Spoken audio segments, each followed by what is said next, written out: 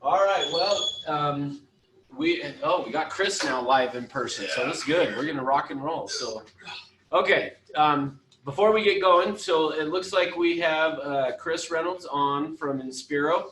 You ready to take some time, Chris? Can you hear me, Chris Reynolds? Must be an Inspiro thing. They can't hear. How did it get? Let me send him a message and see here.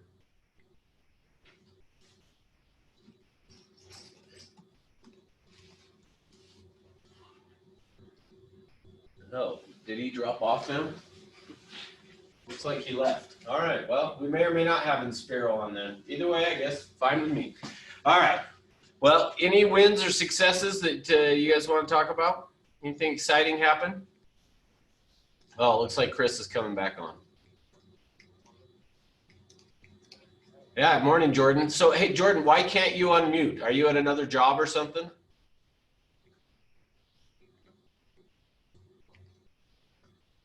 Oh, his computer doesn't have a mic.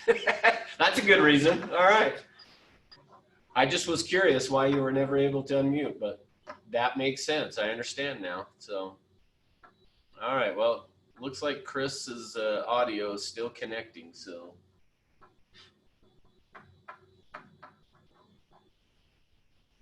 can you hear me, Chris? Apparently not.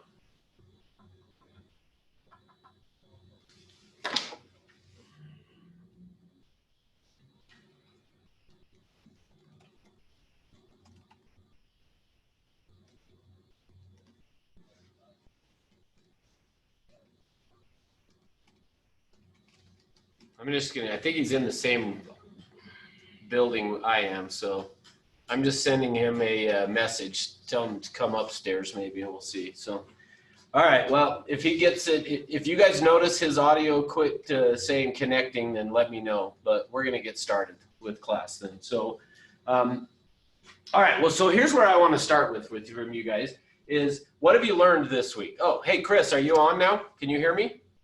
You're muted. How about now? There we go. Perfect. Sorry about that.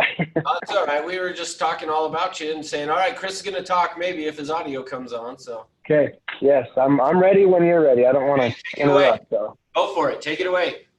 Sure. Well, Chris Reynolds, I'm kind of a familiar face to some of you guys. If not, nice to meet you over the Zoom here. These guys actually, Chris. I don't think anybody that's on here, I don't think has met you yet. No? Okay. Well, I'm new to Inspiro, about a week and a half now. I've been in the lending business for approaching 10 years. So I'm excited to be here, happy to help. If you guys have any questions, anything I can do to assist, come down. I'm in the office quite a bit here. And does anybody have any questions? Did I miss anything, Russ, that I can answer for these guys? Or does anybody have any questions? I don't think you missed anything, but any mortgage related questions that you guys have? I was going to say, that's the problem with you getting to go last in the week. They had all their questions earlier in the week, but. Right. Okay.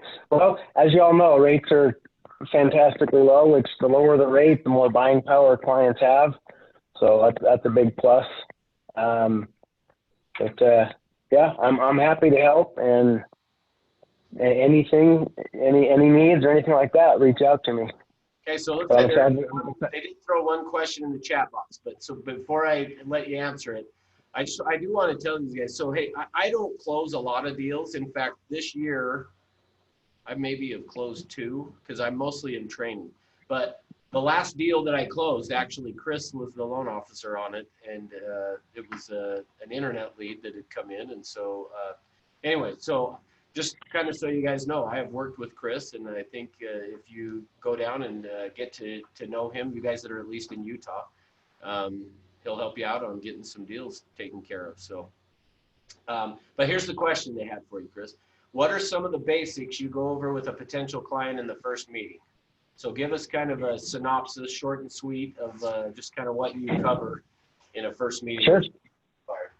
Sure.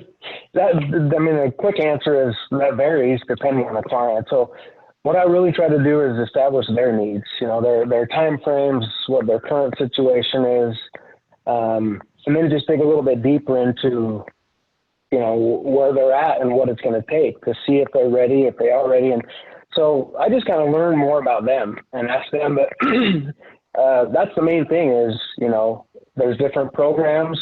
What are you guys after? A lot of the programs dictate down payment, how much down payment you have. So just try to get a good grasp on what direction they're trying to go so we can form a game plan to get them there.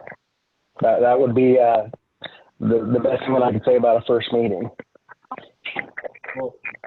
Awesome. Well, thanks, Chris. Appreciate you coming and being on with us. Absolutely. Glad to be here. And, yeah, thank you. Thank you. We'll be seeing you guys. I appreciate the time. Okay, thanks, Chris. See ya. You bet. All right, here we go. So here's what we're going to talk about today. So today we're going to talk about listing presentation.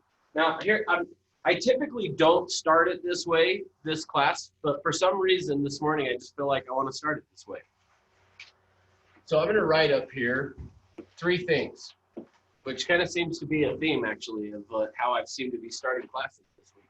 But I'm going to write up here 3 things.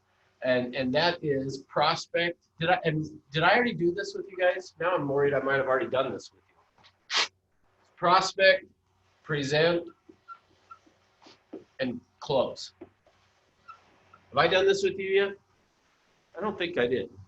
For a second, as I was writing it, it seemed like I did. All right. Which of those would you say is most important of the 3? Closing. Okay, Andrew said closing. What about the rest of you? Prospecting. Okay. Who else?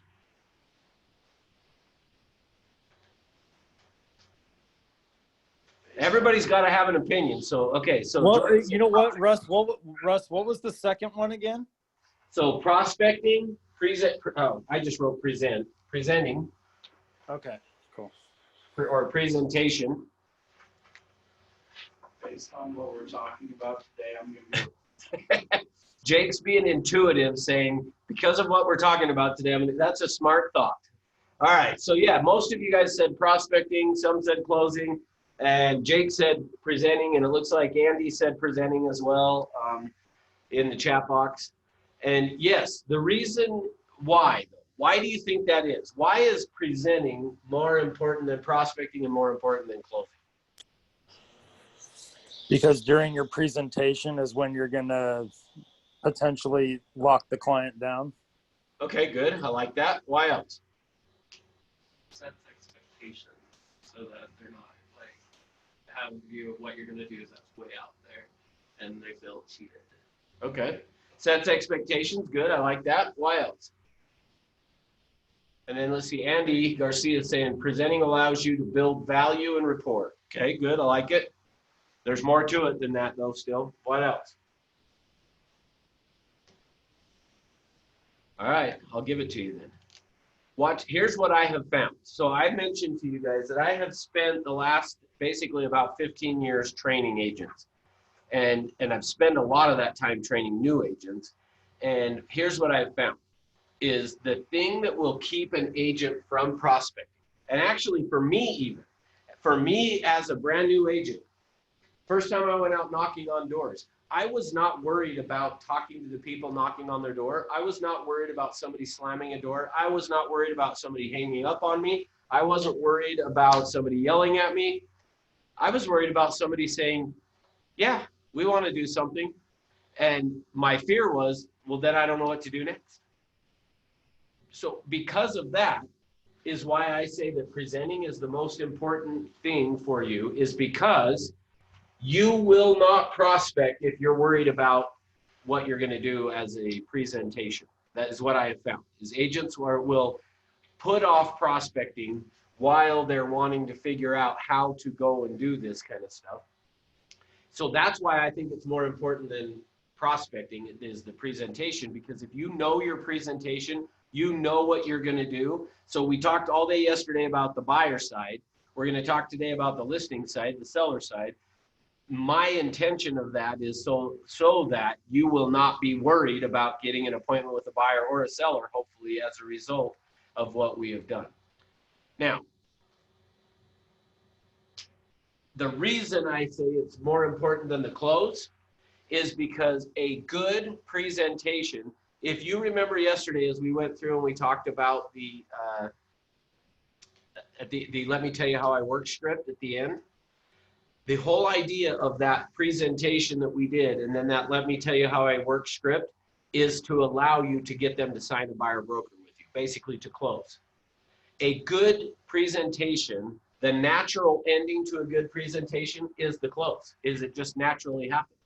And I'm going to show you that along the way today with what we're going to do. Keep in mind that a good presentation leads to the closing. I lost audio. Did anybody else? Oh. Let's see. Okay, so Jordan, I'm assuming everybody else can hear me. Can you guys all hear still? Okay, good. So it must be on your end, Dan, which you can't hear us, so I guess it doesn't matter that I'm telling you that. Somebody put it in the chat box that, oh yeah, Irma put in there that she can hear. Okay. Oh, before I forget, make sure you put in your first name, last name, and office in the chat box as well. Okay. Hopefully what I've helped you see is the importance of a good presentation, is because the natural ending to a good presentation is going to be the close, is that they are just saying to you, great, let's, what do we need to do? And I'm going to show you that along the way. Now, as we get into the listing presentation today, there are two parts to a listing presentation. So let me get this turned here. So I'm going to start over here. There's two parts to a listing presentation. So think of it this way, is the first part of a listing, and really actually I say listing presentation, but this is any presentation. Any presentation you're going to do, there's two parts to it. The first is choose me. Then the second part is the price. So there's two parts to every presentation you go on, but specifically, let's talk about the listing presentation. On a listing presentation, there's two pieces to it. The first thing that has to happen is they have to choose you. After they have chosen you, you can work together on coming up with a price. Now, here's why this is important, is as you are prospecting or as you get out to somebody's house on a listing presentation, what is going to happen is they are going to ask you, hey, so how much do you charge? Or they're going to ask you, what do you think my house is worth? Now, in the client's mind, that's what they're worried about, is how much are you going to charge me in a commission and how much is my house worth? Now, we saw yesterday or 2 days ago, I showed you the NAR survey, where on that NAR survey, it said that a for sale by owner, their median sales price ends up being about 10 or 11% less than somebody who uses an agent. Well, in the client's mind, the reason they are going for sale by owner is they're going to save the commission, is what we talked about. Now, if in reality, though, it's costing them more money. Well, that's why what I'm saying here is the reason we say choose me, then together we'll choose the price. And we're not saying that to the client, by the way. But the reason that I'm saying that to you is because in their mind, they're just fixed on price, the price of their house, and what are you going to charge in commission, and that's how they're going to make their decision. Well, if they have not chosen you first, and let me say it a different way. We talked about connecting, creating value, and closing. If you don't connect and create value, you're not going to be able to close.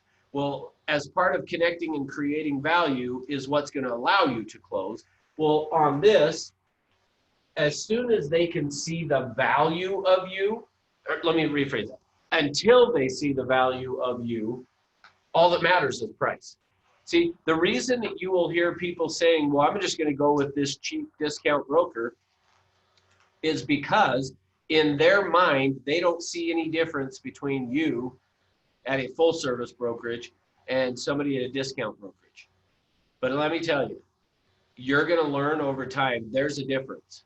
There's a big difference in the quality of what you get. Now, let me say it another way. Why are we not all driving around in and most of you guys are too young to know this, but how come none of us are driving around in a Yugo? Because they all fell apart and they're gone. Okay, because they fell apart and they're gone. But maybe, I guess let me put it into today's time frame. Why are we not all driving the very cheapest car we can find? Because it's not the greatest car in the world. Okay, but here's the question. If I go down to a dealership today and I just go buy the cheapest car that I can find, is it not going to get me from point A to point B? For a while, maybe a couple times. Philip said a couple times. I hope if I go down to the dealership and I buy the cheapest one, brand new car, not used, sorry. Used car, yes, I will give you. But if I'm saying if I go buy the cheapest new car, brand new car, is it going to get me from point A to point B? Yes. So why do we not go do that? So Jordan said, Because it's not what you really want. okay. Safety, comfort, style, size, prestige. Yeah, so what you got, let me rephrase what you guys are saying. What you're all saying is it's not efficient, it's not safe, it's going to be more comfortable in a different car. Yeah, you see the value in paying more money to get a better car. But if you stop and think about it, would not the cheapest car out there do the job? Meaning get you from point A to point B. It would, right? But Depending on what your needs are. Yeah, well, because we see the value in having something a little better, we will pay for it. See, and I want you to see that because too many times in real estate, agents get caught up and in fact, I have over the years seen agents come and say, I'm going to leave this company and go to a different company because it's cheaper over there. Well, yeah, it is cheaper, but you could go buy a cheaper car. Why do you not? Well, because I like having a little more comfort, the safety, the blah, blah, blah, blah, all the stuff you're saying. Well, the same thing applies to a client here. In their mind, though, they don't see the difference to begin with. So in their mind, there's no difference between you and anyone else. So why should we not be just concerned about price? Until you have shown them that there is a difference, they're worried about price. So now let me ask you this question. How are you going to respond then if you're prospecting? So Jake, you've been doing just listed, just sold, you said, right? So you're doing just listed, just sold calls. You call me up and I say, yeah, we want to sell our house. So what's your next thing you're going to do then? That's awesome. When are you available? Tomorrow. All right, let's set up a meeting. And Okay, perfect. Hey, let me just ask you though, before you come out, what do you charge in commission? How much is your commission going to be? I generally charge 3%. Oh, yeah, we don't want to pay 3%. So yeah, thanks for calling. Click. Okay, what happened? They shut you down before you can even build value. That's right. Yeah. What happened is, so the reason I did that is I'm wanting to prove a point to you guys. Do not talk price until they have chosen you. So now let's do it again. Don't tell me the price. Okay, so let me see what, you have to establish your value first, then you'll give them an overview of what's, okay, good, yes. All right. So yeah, Jake, come out to list my house. Oh, wait, before you do though, let me ask you, how much are you gonna charge me? We can talk about that in our appointment. I like to discuss it as part of my presentation. So we can talk about that tomorrow. Okay, cool. That's better. That's better. Because see, here's the thing, right? I want to make sure you guys understand. In your prospecting, when somebody starts to ask you, well, how much is your price? Or how much do you think my house is worth? Your answer has got, you have to answer the question. Yeah, so Savannah's saying you could say it's negotiable. Perfect. That's where I like to go with it is this. Here's how I like to do it. So let's reverse it now. So now I'm the one calling you. And so, hey, would tomorrow at 3 o'clock work? Yeah, but first, how much do you usually charge? Hey, how much should I charge? That's a very good question. And I'm so glad you asked that question, Jake, because here's the thing, in the state of Utah, now if you guys are in California, you say the state of California. In the state of Utah, commissions are negotiable. So actually, you know what? It could be as low as 0, but as high as 10. It really just depends on what you want. And here's what I'll tell you. Once we talk about it and figure out what's important to you, we're going to come up with a number that works for both of us. Does that sound good? Yeah. Great. I'll see you tomorrow at 3 o'clock. Okay. So some version of that. But yeah, saying, hey, it's negotiable and let's talk about it, and we'll figure out what that commission is going to look like after I've heard what it is you want to accomplish, something along those lines. But I like being able to give them a range. And so for me, that's where I say, hey, it could be as low as 0, but it could be as high as 10%. Now, it just depends on what you want to do. And so we're going to do what makes the most sense for you. Now, how's it going to be 0?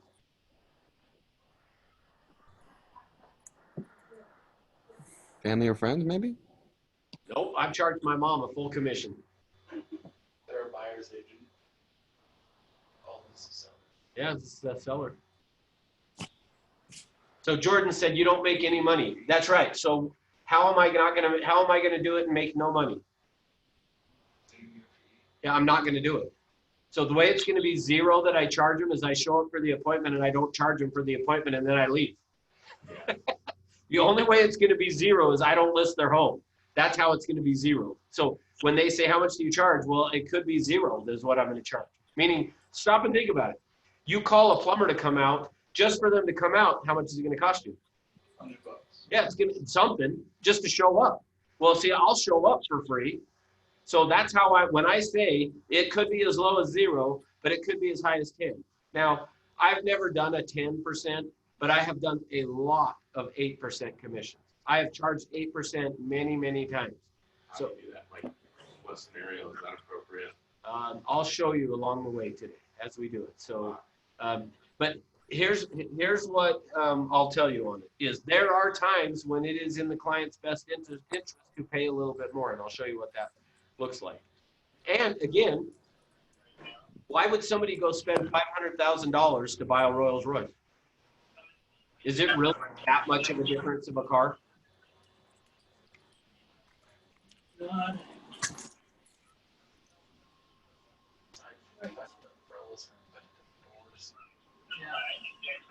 Yeah, I mean, essentially, like, but here's what I want you guys to notice.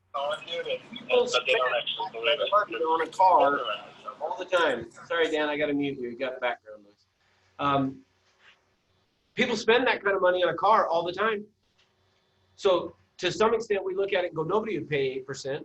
Well, if you ask me, I would look at it and go, nobody's going to spend $500,000 on a car, but they do. So just realize that you can collect a higher commission. Don't get caught up in, we got to charge these low commissions kind of thing. All right, let's get going here. So there's 6 things that have to happen in order for them to choose you. Okay, so that's where we're going to go next. Is the first thing that has to happen, which we've talked about some of these already, so these are not going to be surprising. But the first thing that's got to happen is you've got to have some rapport, or you could say / connection with them. Okay, there's got to be rapport built with them in order for someone to choose you. Now remember that I'm not going to talk price with them. The other thing that I like that Jake said about it, when you said we'll talk about it when I get out there, the other thing I would add that I was going to make sure to mention is say to them, that will be the first thing we talk about when I get out there. Is say something like that. Hey, we're going to talk about that. In fact, if you want to, that could be one of the first things we talk about when I get out there. And now notice I said one of the first things, because the first thing I'm going to talk about when I get out there and they go, okay, well, so what's your commission going to be? Hey, like I said, that'll be one of the first things. I just need to ask you some questions first so that I can know what you want to accomplish, and then I can help you with that. Okay? Okay. And then we go. Okay. So the reason I'm going to put off answering about prices because I got to build some connection and rapport with them beforehand, because if they don't choose me first, here's the other side of it. If they don't choose you, does it really matter what your commission is or what you think the house is worth? It doesn't. So really, that's the other thing you got to keep in mind for you is until they have chosen you, it really doesn't matter what you charge, because if they don't choose to work with you, it doesn't really matter what the commission is anyway, because they're not going to work with you. Okay?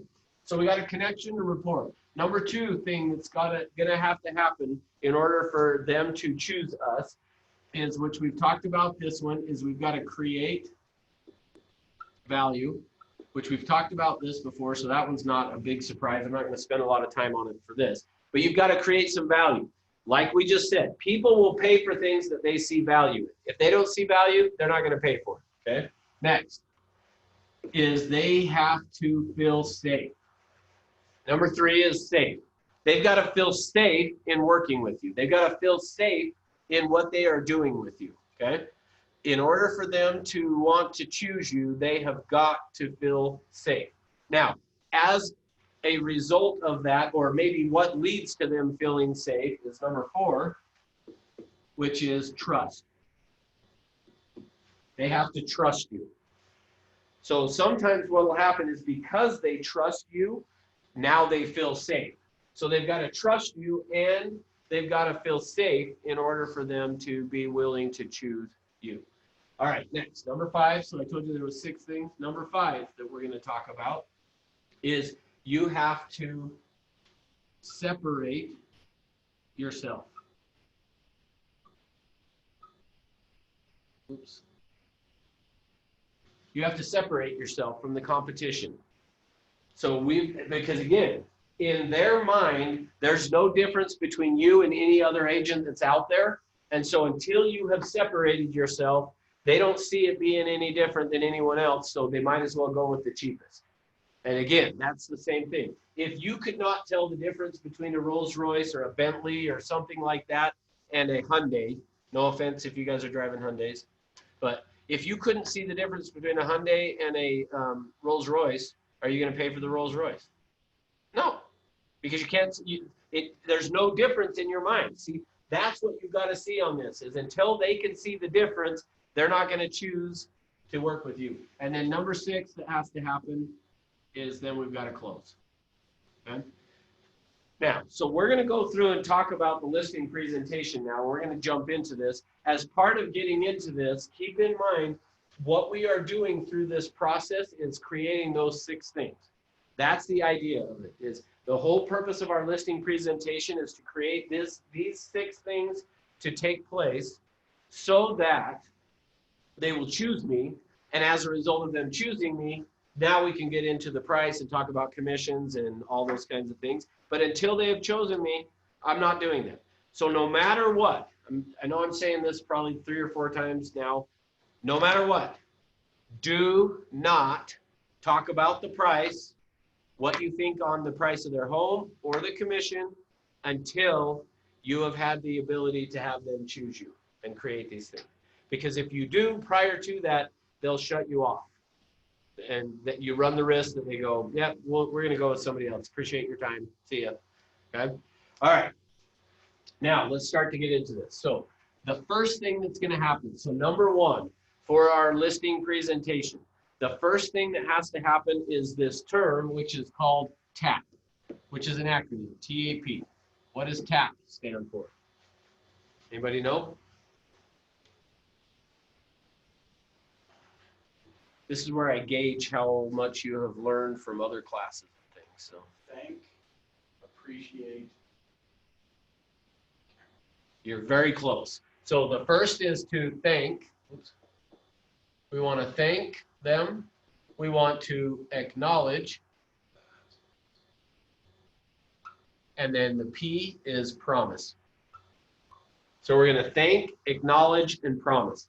Now here's the thing. Essentially, every presentation that you do, regardless of what it is, should be, yeah, Andy typed it in there, thank, acknowledge, promise. Sorry, I didn't see it quick enough. But it should start with that, is a thanking, an acknowledging, and a promising. Now, in terms of on a seller, since that's what we're talking specifically about right now, when I go to meet with a seller, I want to be, as soon as I get there, I'm going to say, hey, thank you for taking the time to meet with me. So you're just going to start it with, hey, thanks for being willing to meet with me. The acknowledge is going to be, ideally something about the house.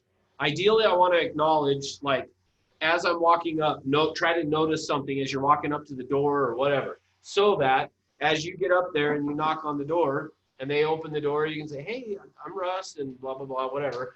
And hey, thanks for letting me come over. Wow, I noticed when I pulled up how awesome the curb appeal is on your house. So I'm acknowledging, man, you've taken a lot of care in the yard or whatever. Those flowers that you put out there are just so beautiful. Some type of an acknowledgement. What if there's not anything though? It's a dog. The house is a piece of junk.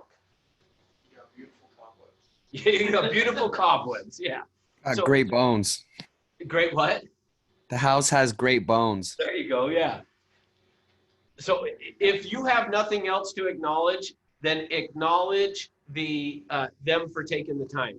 Hey, I know you're a busy person and I appreciate you being willing to take time to meet with me. So you can acknowledge their time. And then I want to give them some type of a promise.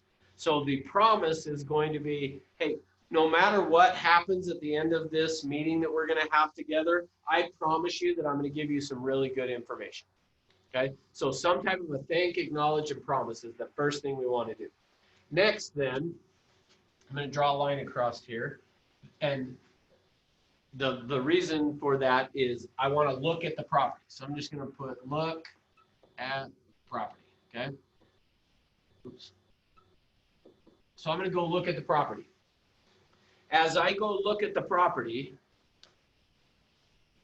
there's two sides of this, meaning sometimes people will say, should you go look at it by yourself or should you have someone else come with you to go look at the property? Well, for me, it kind of varies. Now, remember, here's why I say that. One of the first things that has to happen for them to choose you is rapport or connection. And so how I'm going to decide on if I'm going to have them show me through the property or I'm going to look at it by myself.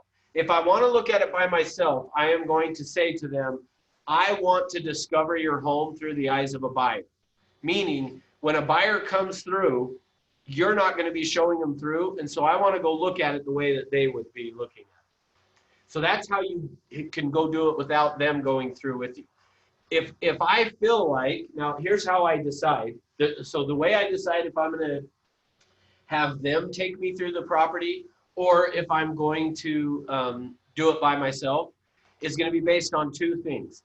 Number one thing that's going to decide that is how quickly do I need to be done with this appointment? Meaning if I have another appointment that's, an hour afterwards or something, then I'm not going to have them show me through the property.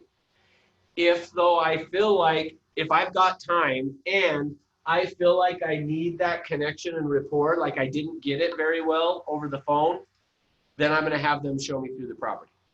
So if I feel like I need the connection and rapport, I'll have them show me through. If I feel like I got it, I'm going to go through on my own because I'll be able to get through the appointment quicker.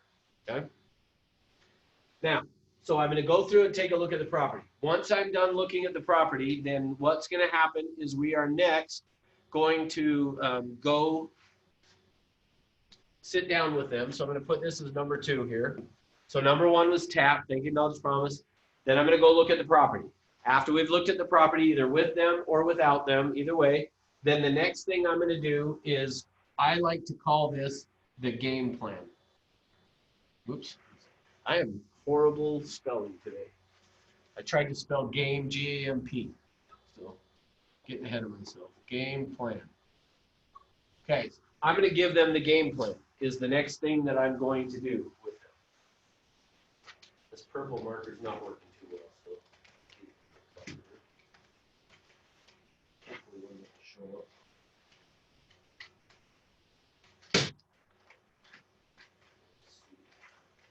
Okay, so the game plan. In terms of the game plan is this. Now, let me explain it. Is sometimes we will say it as a map. So we're going to give them a road map or something. But think of it this way.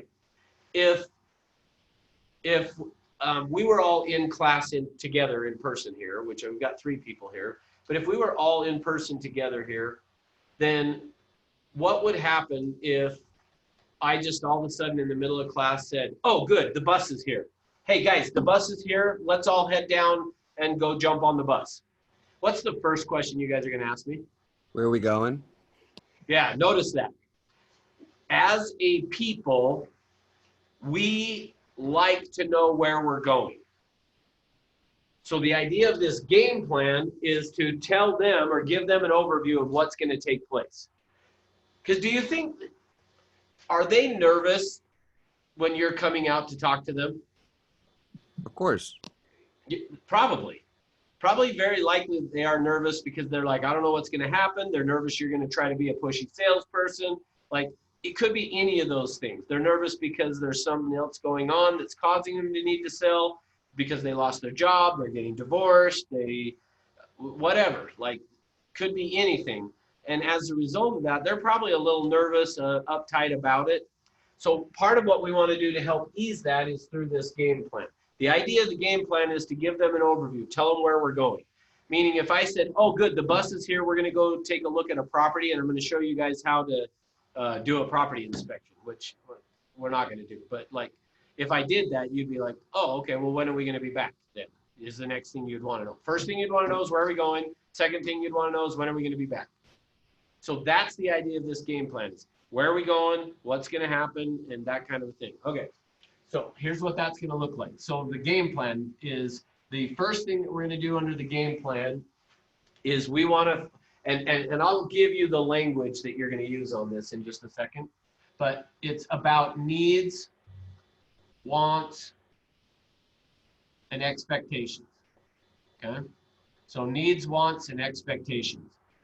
So the first thing that we're going to do, and this is how you may even want to word it to them, is that you would say, Chris, the first thing we're going to do is we're going to talk about your needs, your wants, and ultimately what you would expect from me as an agent. And then I'll share with you that what I would expect from you as a seller. So now remember, I'm just giving him an overview. I'm just telling him what's going to happen. Then number 2, or letter B here, after we've done that, is we're going to then talk about, and I'm going to write it up here to you, for you guys, I'm going to call it marketing. But we're really not going to talk about marketing, but I'm going to say it to them as what I do to get a home sold. Okay? So, and I'll show you what it looks like. So now again, I'm going to start at the top. So Chris, thanks for having me out. Man, when I drove up and saw the curb appeal of your home, I was really excited because I'm like, this house looks really good. You put a lot of time and effort into making this home nice. And so I just wanted to let you know how excited I am for that. And I promise you that at the end of our meeting, whether we end up working together or not, I'm going to give you some really good information, okay? Great. Great. Let me take a look at the house, and then I'll be right back, and then we'll talk about what we're going to go through. So I go look at the house. I come back. All right, Chris. So the first thing that I want to do is just give you an overview of what we're going to talk about.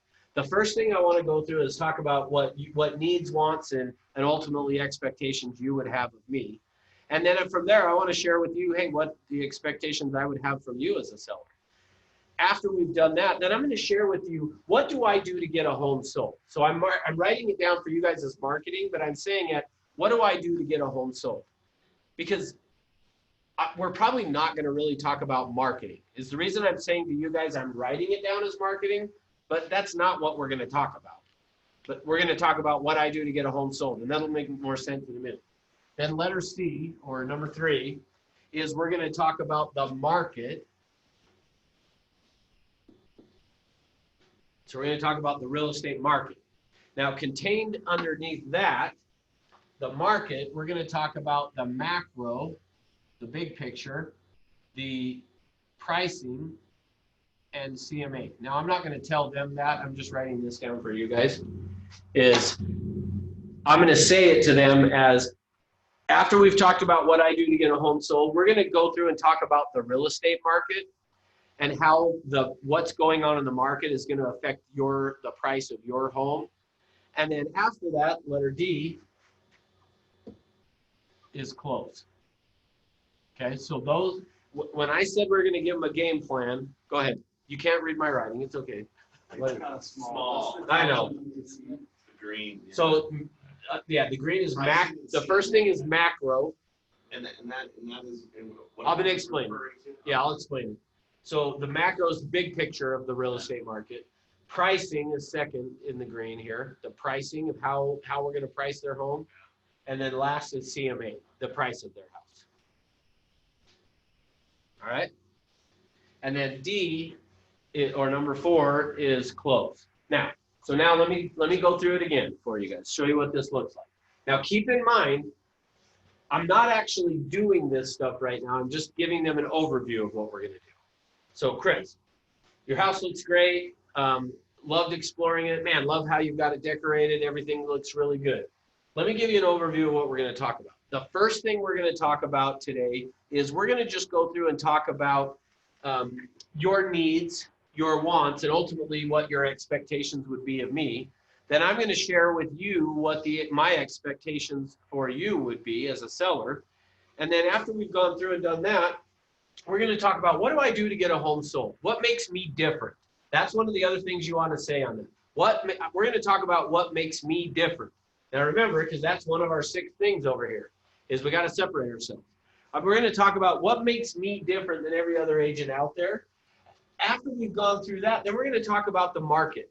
We're going to talk about what's going on in the real estate market and how that's going to affect the pricing on your home and ultimately how much money you're going to be able to get by selling your home. After we've done that, if you are comfortable and confident in everything that we've talked about, then I'm going to ask you to sign some paperwork, okay? And when you say, okay, what do you think they're going to say? Okay. Yeah, essentially they're going to say, okay. So now let me show you what I've just done.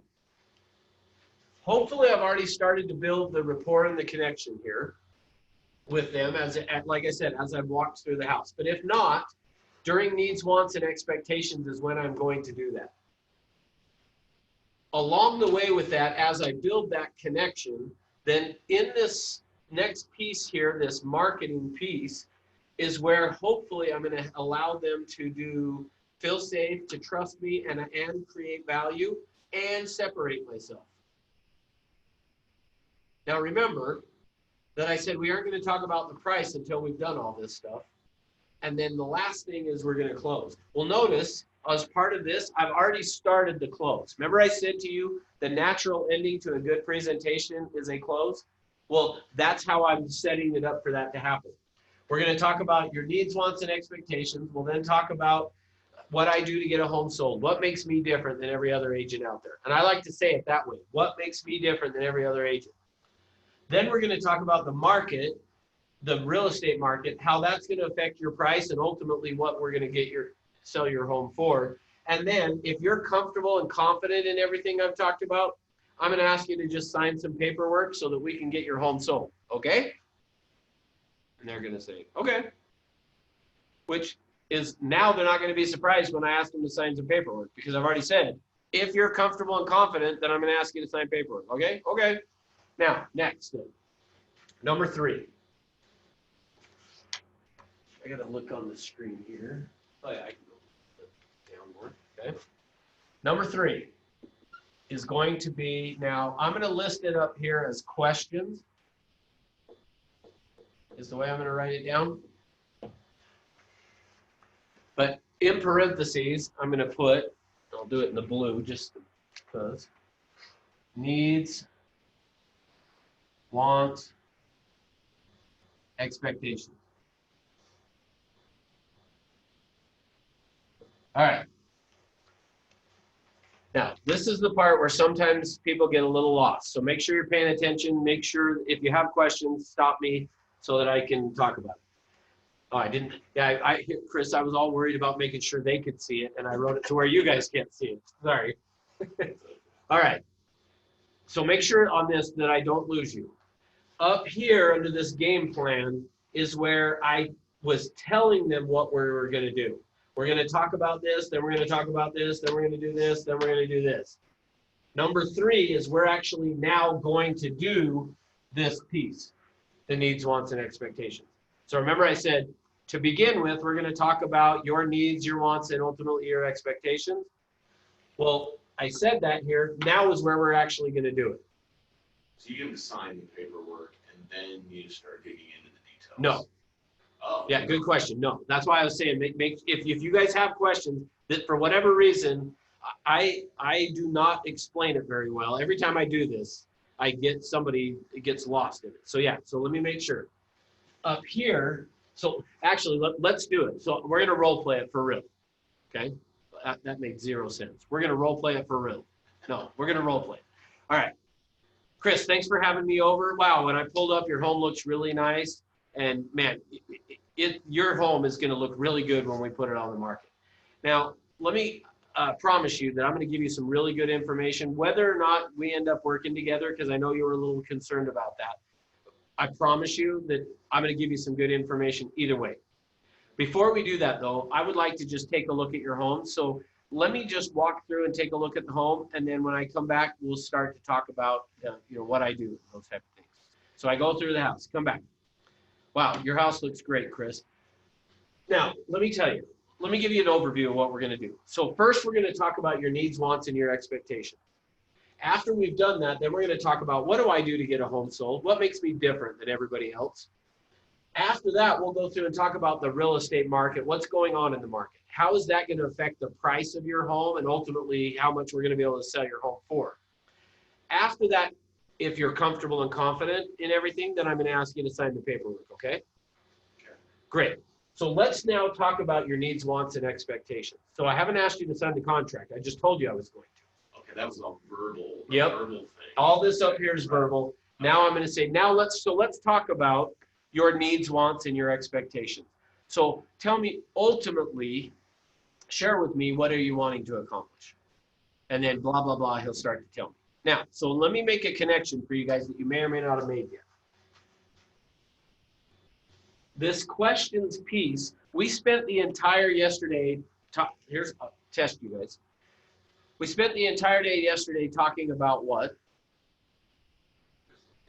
That's the answer I wanted to hear. Good job. Philip said. Crystallization. Okay, good. I was going to say the rest of you guys failed. Take the class again because you missed it. Okay, yeah. The whole thing yesterday was about crystallization, causing crystallization. Guess what we're going to try to do with this? Crystallization. Yeah, cause crystallization. Now, so hopefully what you're seeing, when I say questions here, guess what we're going to do is we're going to jump into directives. From what I had written up here yesterday, the directives, I want to start with that. So what question you use doesn't really matter too much. Meaning, you could start with, describe for me your ideal real estate agent. That would work. In fact, there's a lot of times that's the way I started. Describe for me the ideal real estate agent. And then they'll either tell you, well, I haven't sold a home in so long, I don't know, or something. See, that's the difference. Everything we talked about yesterday on the describe for me your ideal home works great with a buyer because they have been thinking about it. And the proof of that is percolation and information gathering, right? Well, on this, it is not uncommon. In fact, actually, I lied to you guys this morning when I said that the last deal I closed was with Chris. That was all a lie. Not intentionally, but I just realized I helped a good friend of mine buy a condo after that, and it was a cash deal, so I didn't use a loan officer at all. But in that scenario, this guy is probably worth, this friend of mine, $2 or $3 million. Would be my guess. I don't know, but at least two. I know he's worth at least $2 million. Well, he calls me up and says, hey, I want to buy a condo for my daughter that's going to school. She just got married. And he's like, rent is ridiculous. I would rather go and buy a condo and charge her a cheaper amount of rent because then I get the investment on it. She pays me a little bit of money, but it kind of win-win all the way around. Great, let's go do it. He says, well, but here's the problem. And I know this is kind of a weird question, but I already found the condo that I want to buy.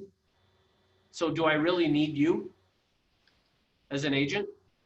And of course my answer was, well, yeah, you do.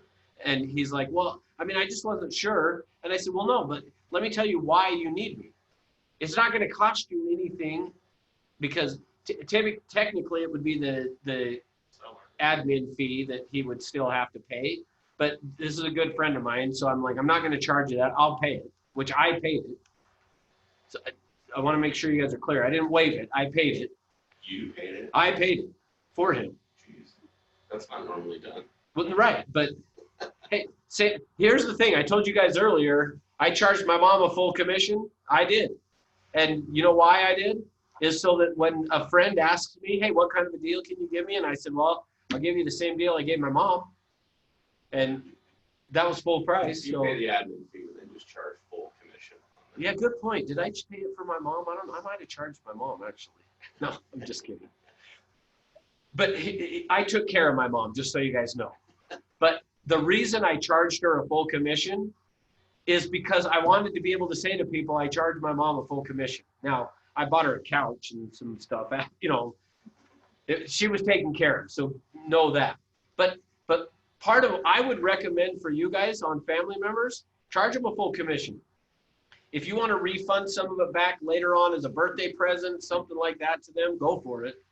But at least that way, when somebody's asking you, hey, what kind of deal can you give me? Well, I mean, here's what I charged my mom. And I always blame it on the company. I always go, my company says I have to charge this. And even on my mom, they say I have to charge this, which is true, by the way. We do still say that on your mom.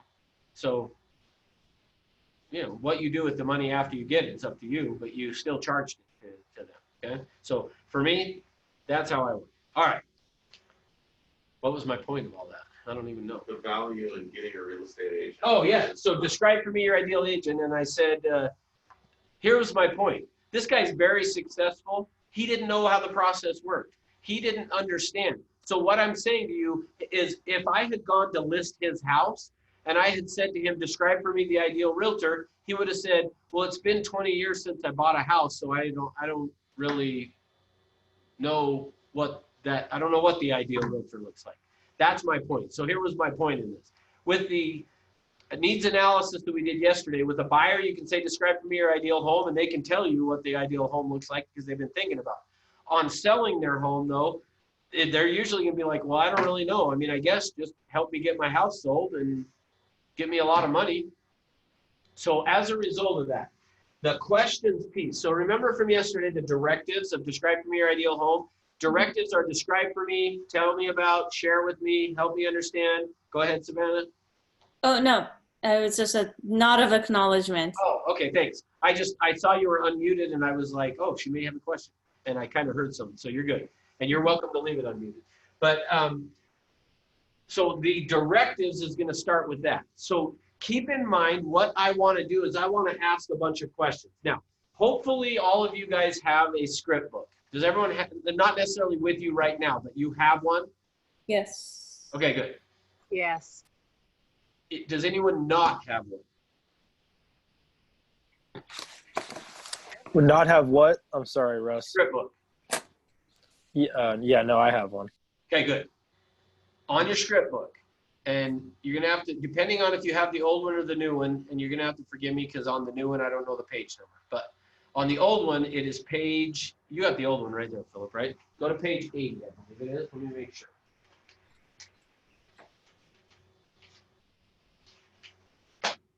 Yep. Okay. The old book, it's on page 80. And in the old book, it is 22 questions for the listing presentation. Now, but if you look at it, there's only 21 questions.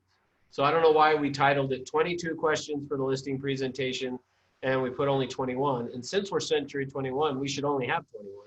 So in the new book, it's 21 questions for the listing presentation. And I don't remember the page number on the new book.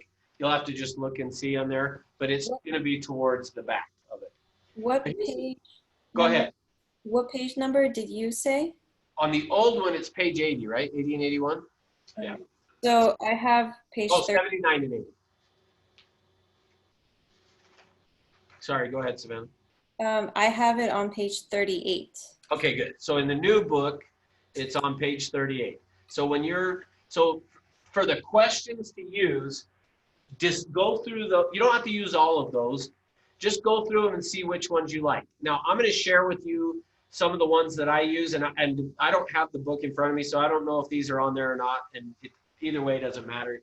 decide what you like, what you want to use. I'm going to just give you some of the ones that I always ask.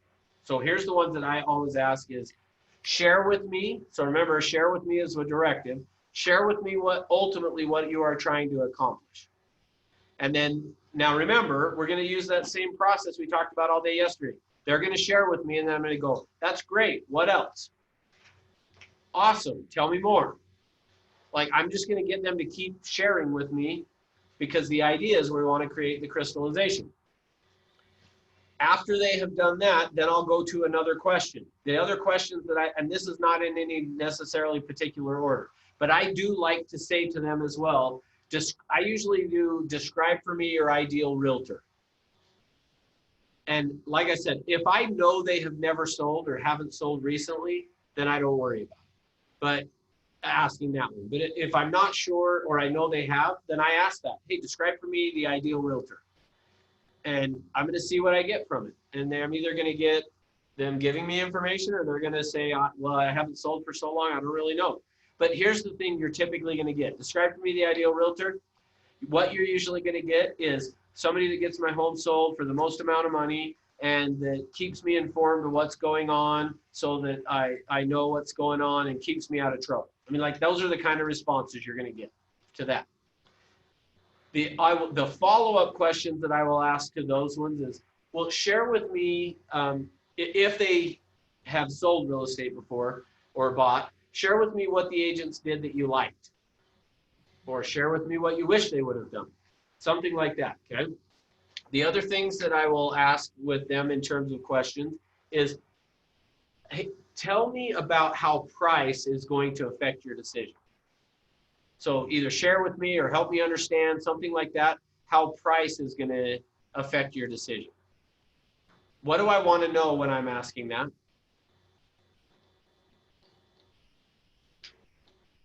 Are they willing to change or are they going to have unrealistic expectations? Yeah, good. What I'm wanting to know is there this is the price or this is the minimum, or like I keep it neutral because I want to see where they go with it. Because they also could, if I say, share with me how price is going to affect your decision, they may go right to commission. Well, we want to pay the least amount of commission. So the reason I do it neutral like that, share with me how price is going to affect your decision. Now, let me show you why else I say that. Remember, we're not going to talk about price till I know they've chosen me, but I'm also finding out what's going on in their head about price. All right, let me give you the next one. The other question that I'm going to ask them during this questions section is, tell me what your biggest concern is, or I'll say it as what your greatest fear is about getting your home sold. What's your biggest concern? What scares you? What keeps you up at night? Some version of that. Now, what am I looking for in that by asking that question? Maybe their overall plan, or are they needing to buy another place, or is there any duress involved in the situation? Or... Good. Yeah. Ultimately, what I'm wanting to just know is, what are they worried about? What are they scared about? If I can get them to tell me what they're worried about, now remember, I'm trying to get them to choose me. If I can find out what they're worried about, scared about, concerned about, I then will know how to deal with it to be able to put them at ease, which is going to help them to feel more comfortable with me, which is going to have them feel safe and trust me. Does that make sense? All right. Let me see if there's anything else that I'm just trying to think through if there's any others that. So these questions are in this book here. The ones, I don't think the ones that I just shared with you all are. But the same First type, one like the was same type all of the- question. Yeah. I was going to say the first one I know is in there. Okay. But there's other versions of it. And so just kind of the main thing here's just know what you want to find out is as much detail as you can.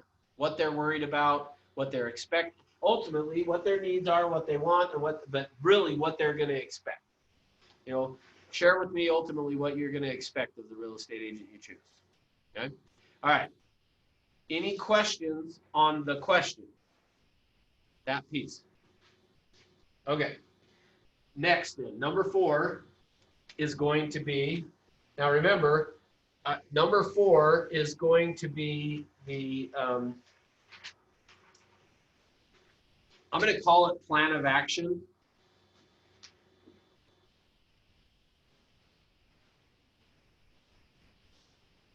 But think of it this way. What it is the separate yourself.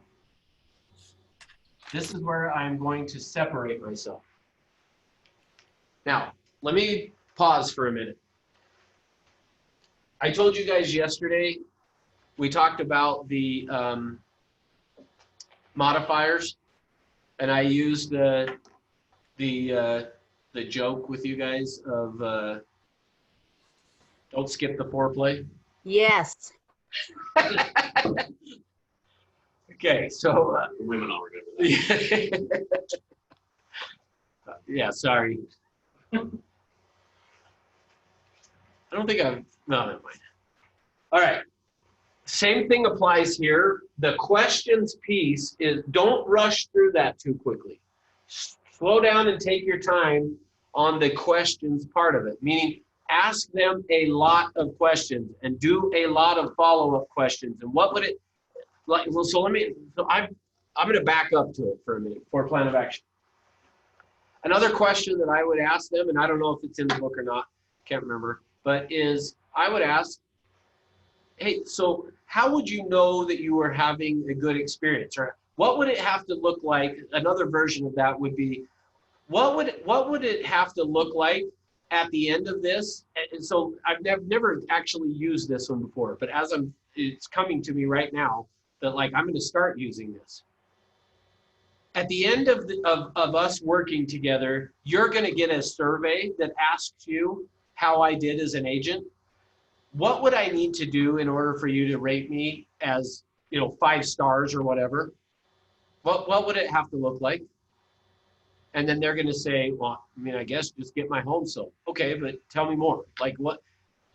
There's got to be more to it than that. Like what would, so meaning you're going to ask additional questions to figure out from them, what would you have to do for them to rate you as 5 star? What would you have to do for, here's another one.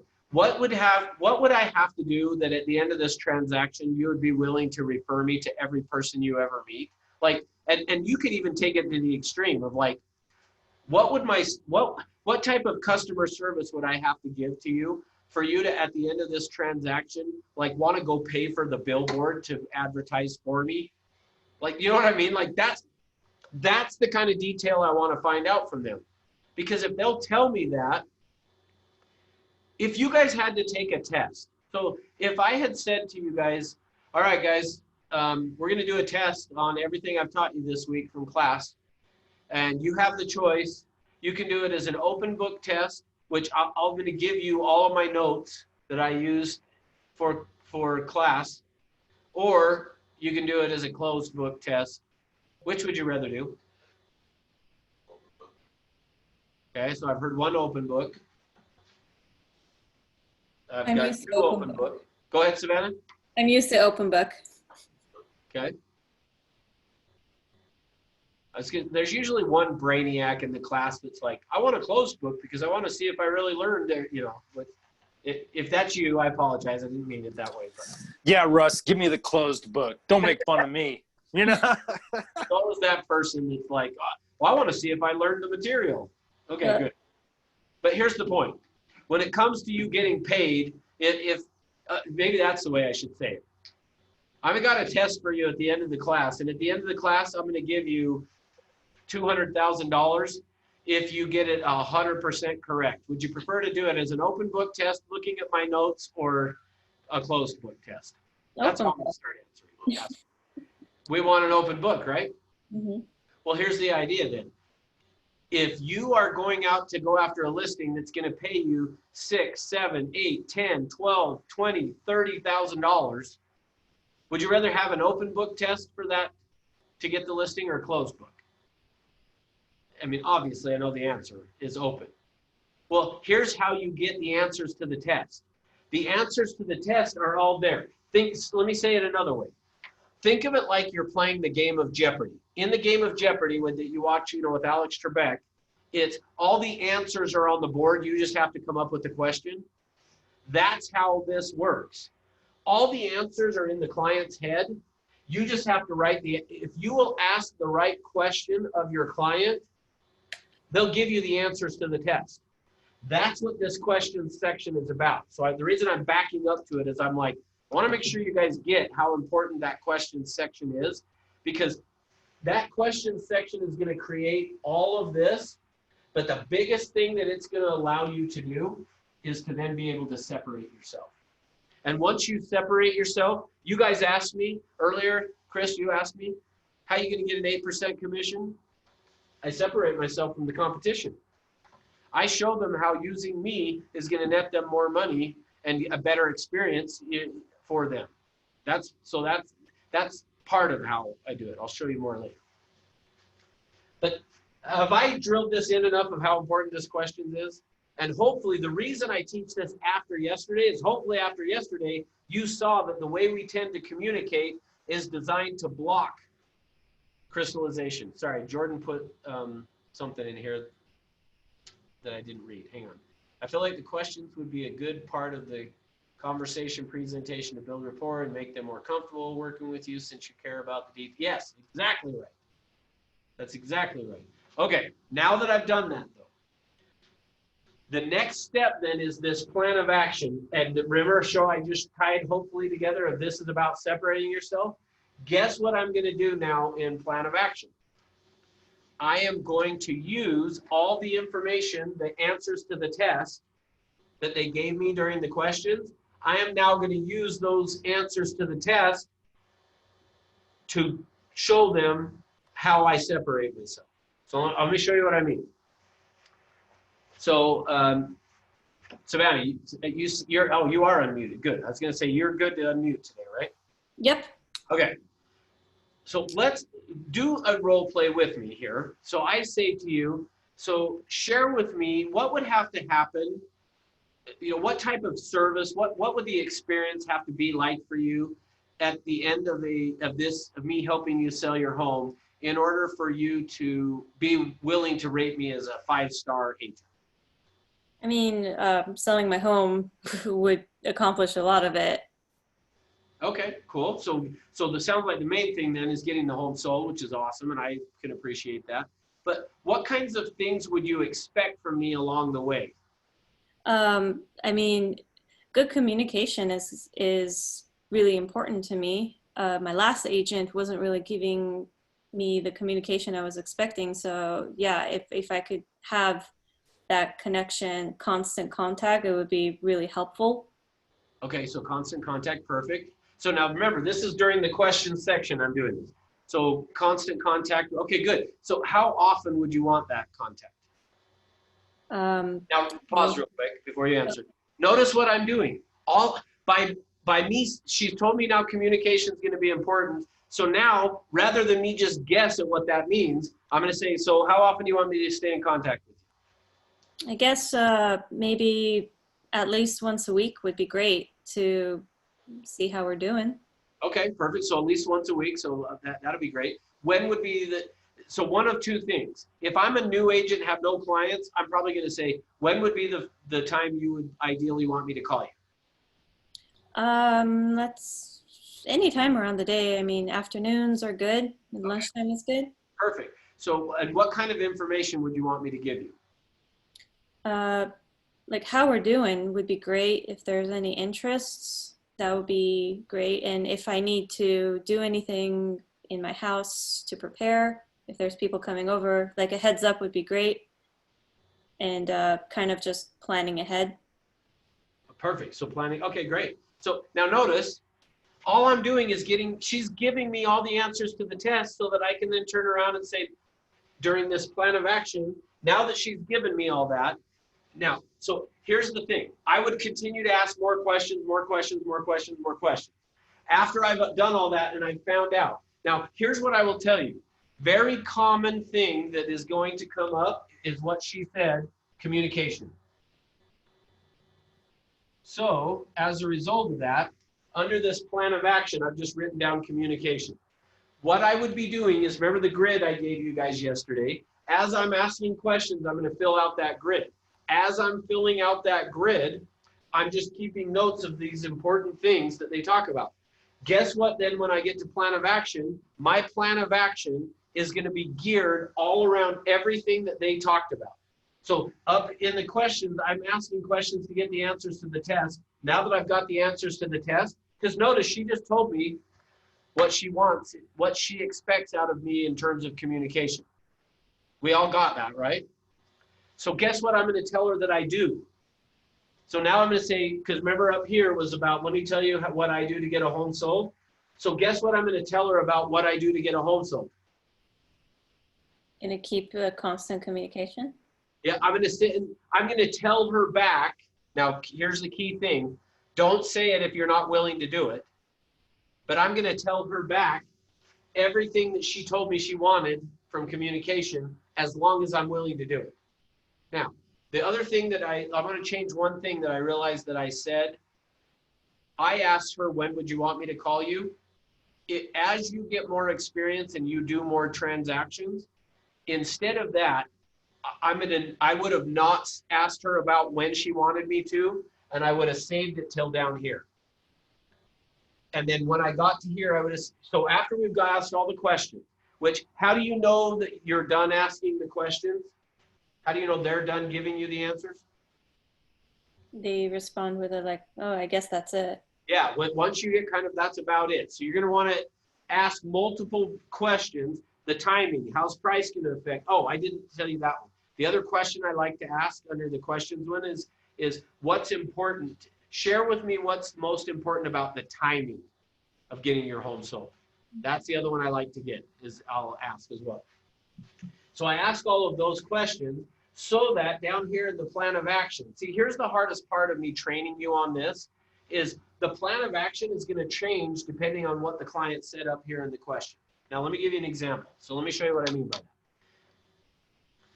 And this one actually happened in California, guys, was an agent that had come through the training was, and this was years ago, though. This isn't recent, but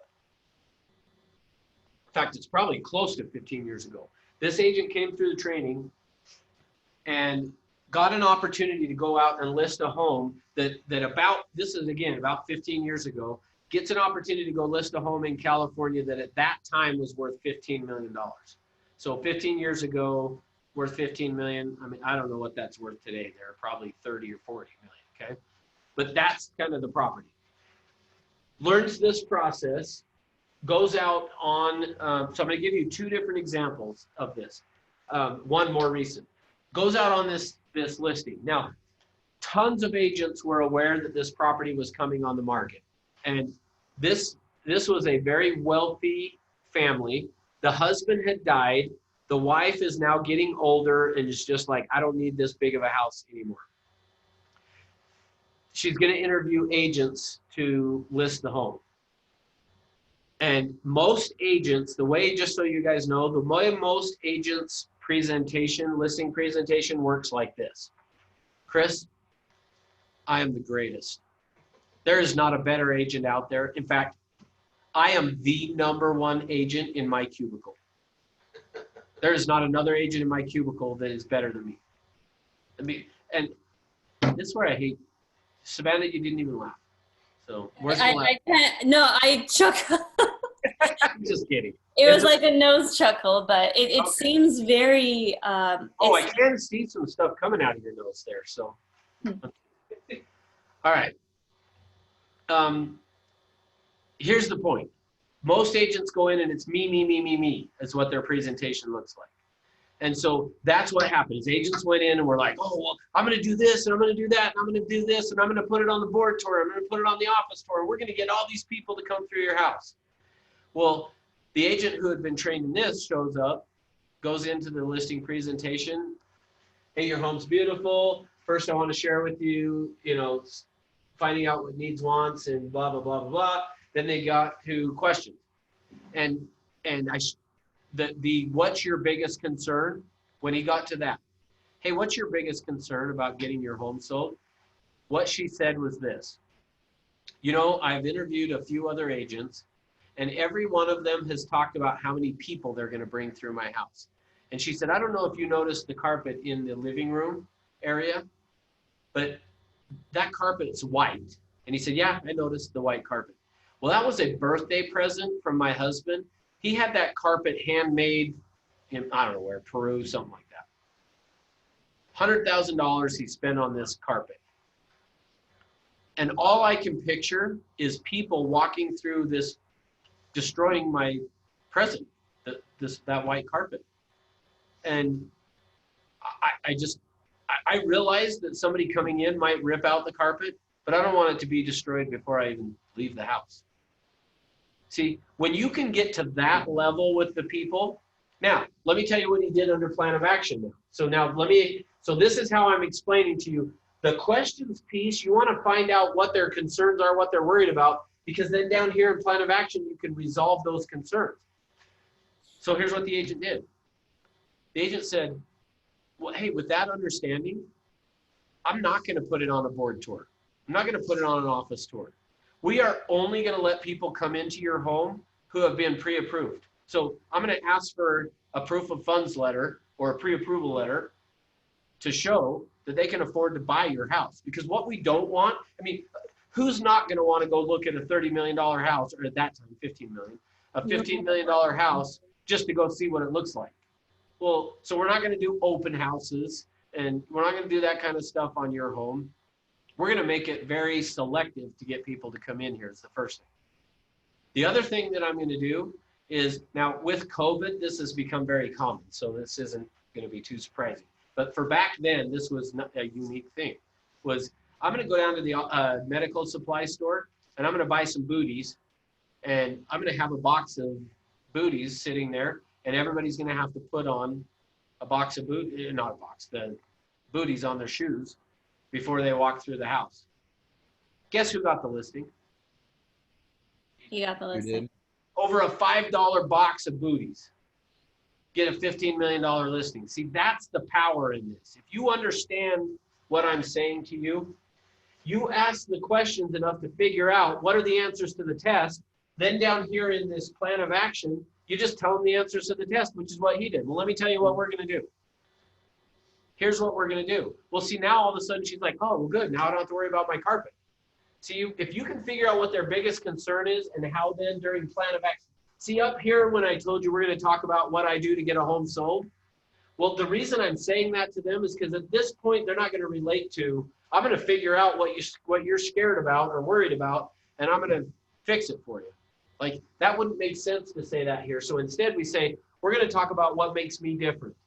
What do I do that's different? See, in that scenario, what I would say is, here's what most agents do. So think of it this way. Down here, this plan of action is where you're going to separate yourself. What you're going to talk about depends on what comes up in the question.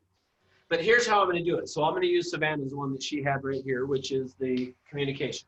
So back to our role play, I'm going to say, so Savannah, hey, I got a great idea of what you would expect from me in getting your home sold. Let me now share with you what I do that is different than most agents. Because you already brought up that in terms of communication, your last agent wasn't very communicative. And I just want you to know that that is not the way that I work. See, I just am going to, everything I talk about down here is going to be, here's how most agents are, but not me. Most agents do this, but I don't. Most agents this, here's how I do it. Here's what makes me different. So I'd be saying, so Samantha, you had said it, last agent wasn't very communicative. Hey, let me tell you, that is not the way that I work. In fact, one of the most important things to me is making sure that we stay in touch and that I keep you informed. So let me tell you what that's going to look like. Not only am I going to call, now here's how I would handle it. If I'm an experienced agent and as I have more listings, I'm going to say, let me tell you how this works. I call every one of my clients on Friday between 1 and 2 o'clock.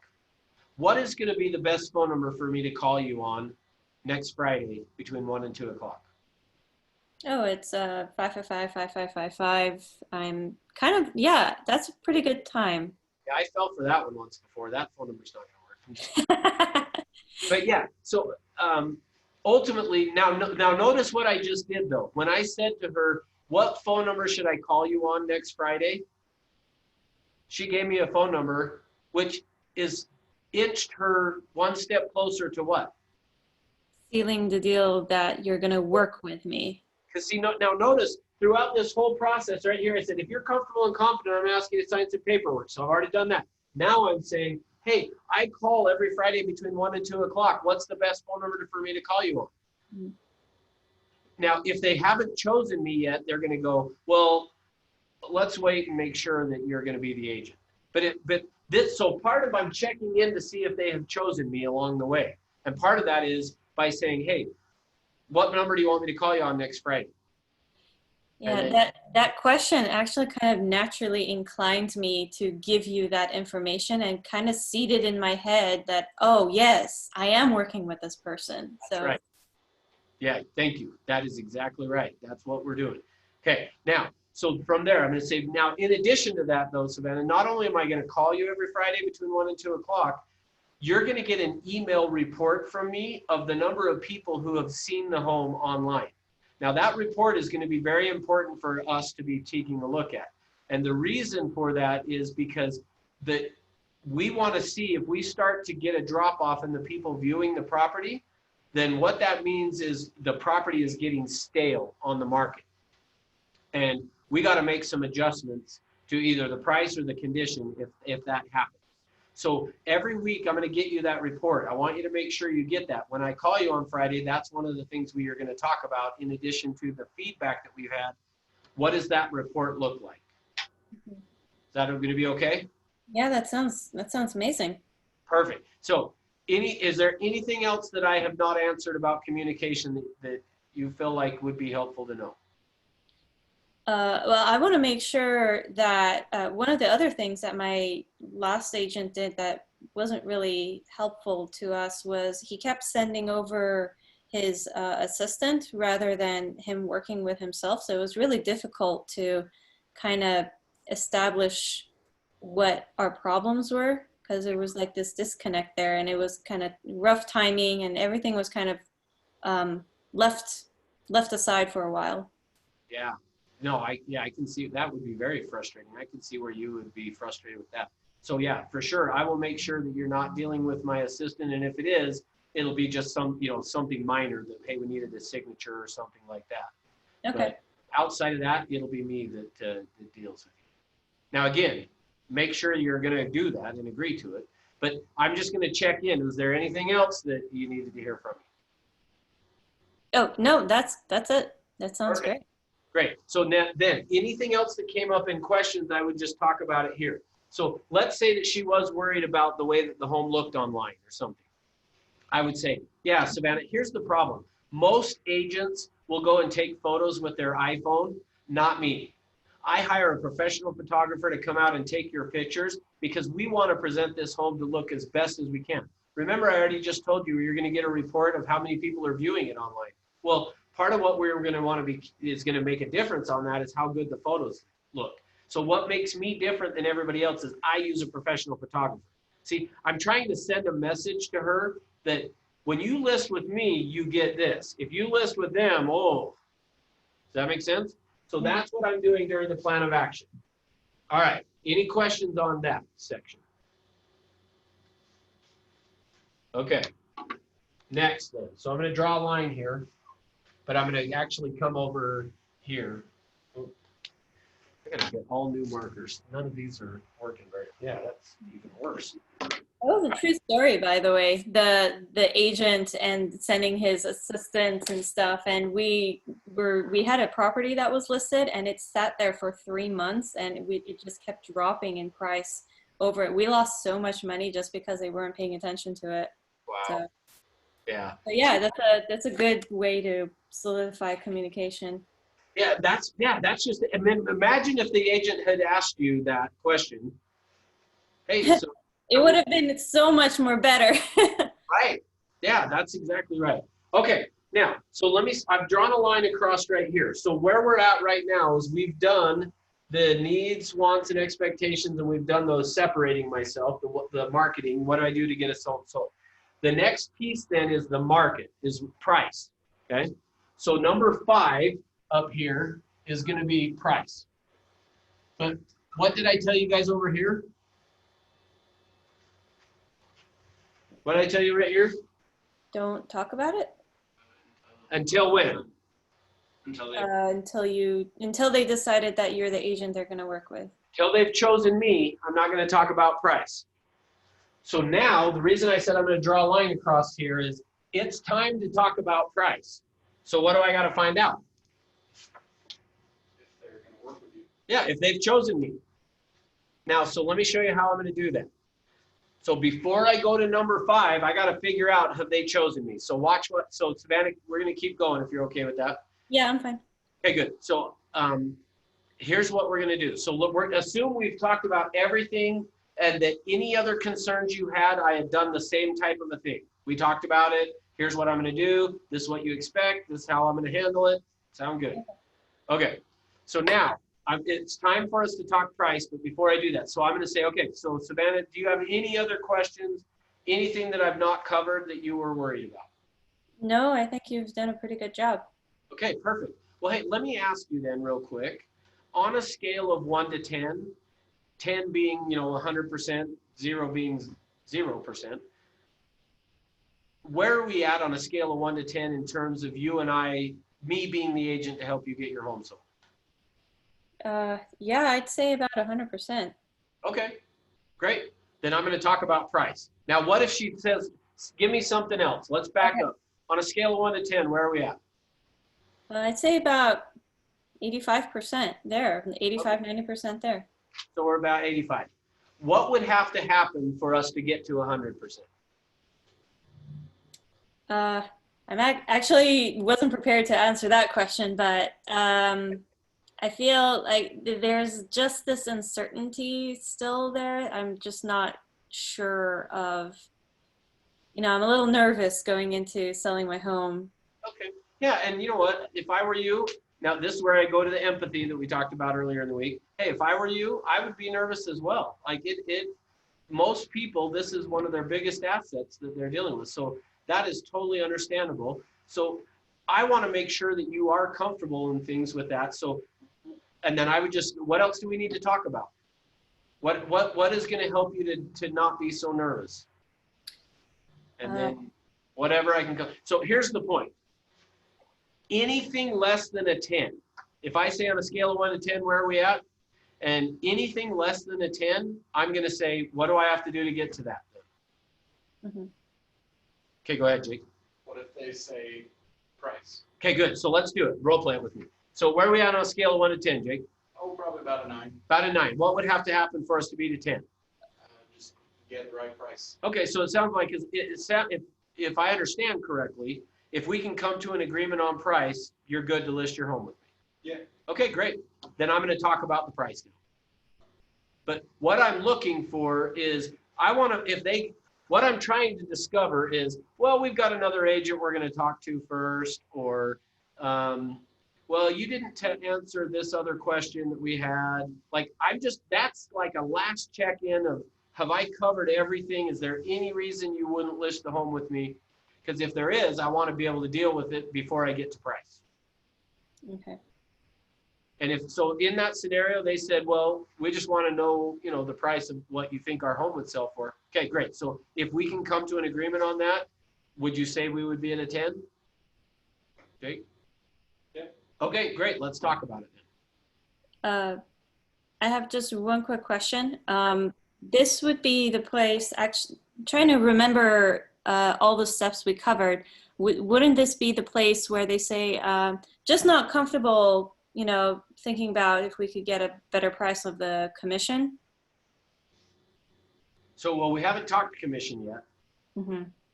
So if they bring up the commission now. Okay, bring it up.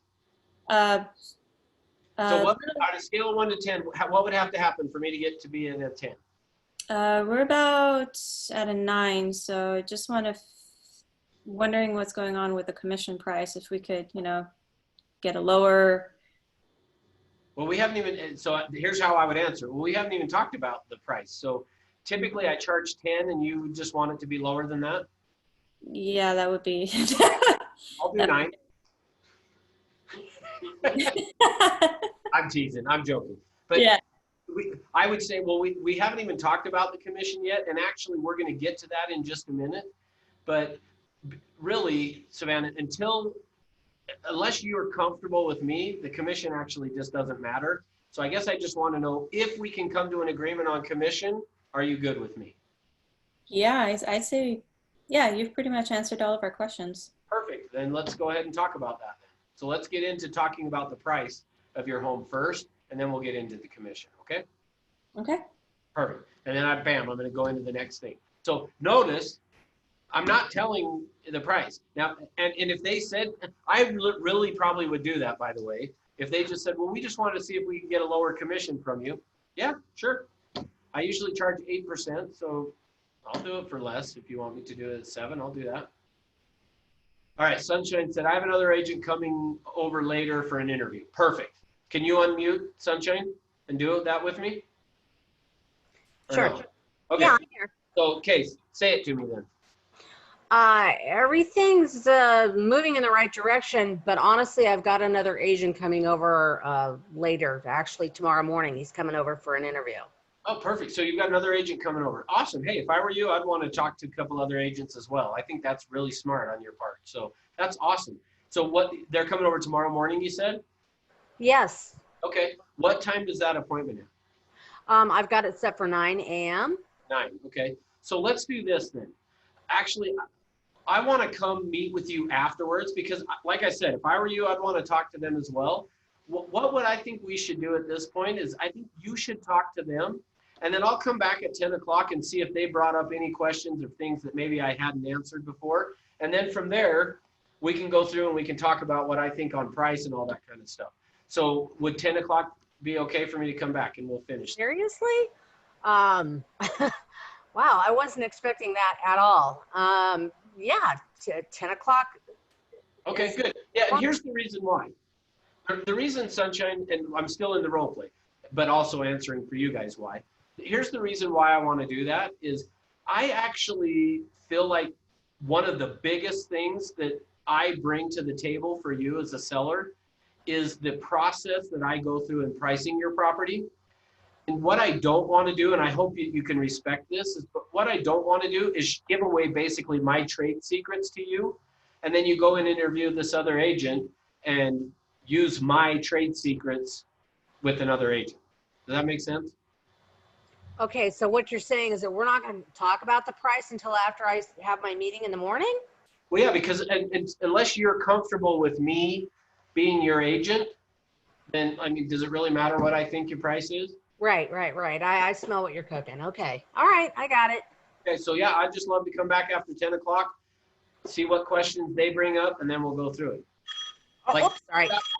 You guys have to do it that way, by the way, if you don't want to. But for me, I really do feel like the way the things that I do in terms of helping them in terms of pricing on their house and stuff, I feel like I'm not going to give you away to what I think your price ought to be and what my commission is going to be until, like, if they, here's the thing, I'm going to try to get them to not go with that other agent. But if I can't, then I'm going to say, great, I'll come back later after them.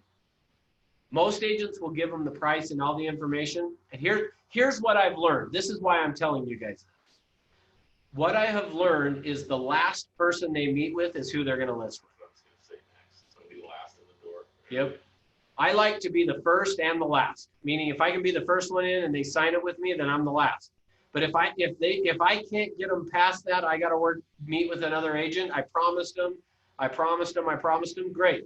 Then just promise me that you'll meet with me after them. I want the same promise. Because if I can be the last one in the door, and especially if you guys do for sale by owners and stuff, so Dan, I know you're kind of doing that. When it comes to a for sale by owner, if you walk out the door without the contract signed, you run the risk of not getting it signed. That's why I'm going to say, I'm going to do everything I can to get them to sign it right then, especially a for sale by owner. If I can't though, if they just won't sign it, then at that point, I'm going to just say, great, but I'm not giving you the other information until, I'm not going to say it that way, but I'm not giving them the other information until I get to be the last one in the door. Mm-hmm. Make sense? All right, now that we've done that, now let's talk price. So on price, the first thing I'm going to do is macro, which is what I've written over here, is the big picture. And here's what that looks like, is I'm going to say, so Savannah, what's going on in the market today that you need to be aware of is we have very low inventory, which is great news for you as a seller. And as a result of that, we probably are going to be able to be a little bit more aggressive on price than we typically would be because the inventory is so low. But the flip side of that is there are still properties that don't sell. And what I mean by that is just sticking your property on the MLS is not going to get it sold. So part of what my job is to be an interpreter of the market for you. I'm going to keep an eye on what's going on in the market so that we know what we need to do in terms of marketing in your home and getting it sold. So I'm going to keep you updated on what's going on in the big picture. But the good news is homes are selling quickly and there's not a lot of inventory. Now, the next thing though is pricing and how that's going to affect you.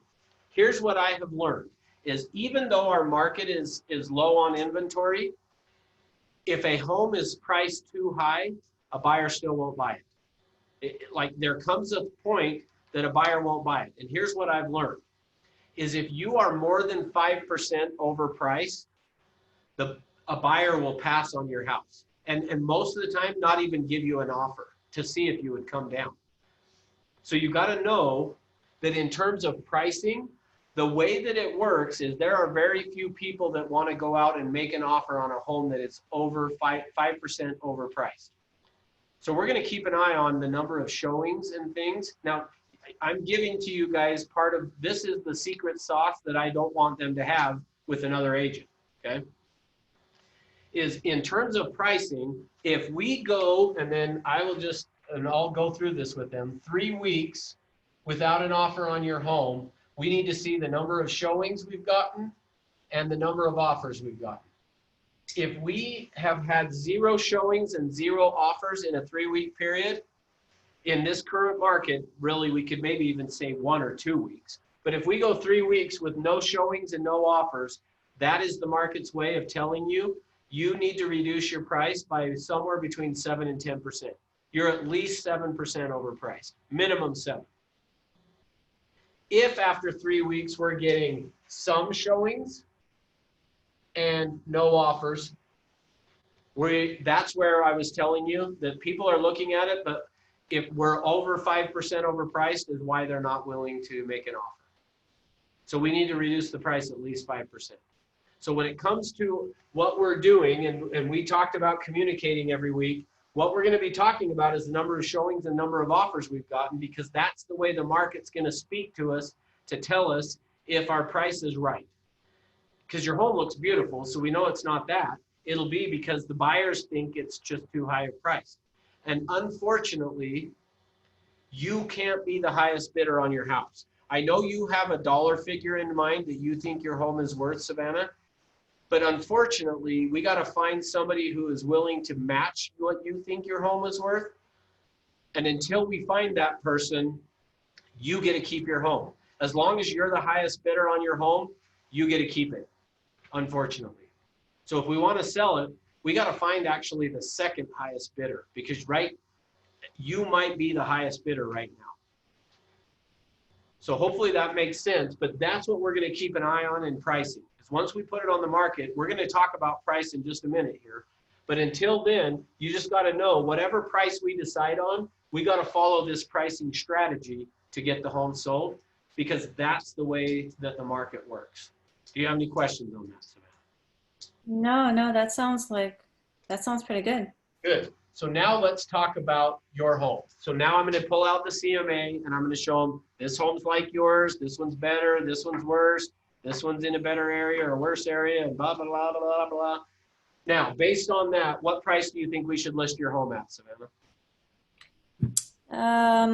I'd say about $550 sounds about good.